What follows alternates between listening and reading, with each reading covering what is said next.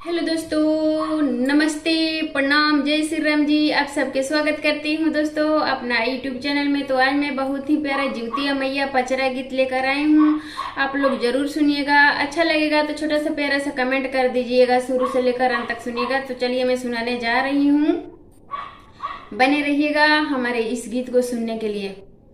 हमारो जिउतिया मैया बड़ दुलारी, जिउतिया मैया बड़ दुलारी, जिउतिया मैया रांध चढ़ी आवे ली हमारी नगरी, जिउतिया मैया रांध चढ़ी आवेली मोरी नगरी।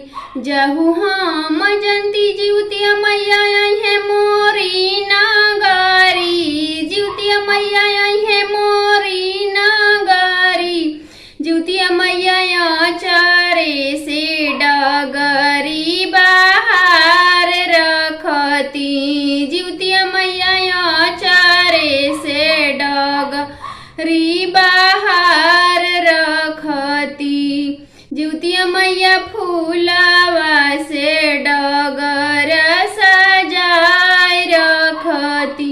जहु हम जनती जिउतिया मैया आई है मोरी नगरी, जिउतिया मैया आई है मोरी नगरी, जिउतिया मैया चंदन चौका सजाए रखती, जिउतिया मैया चंदन चौका लगाए रखती।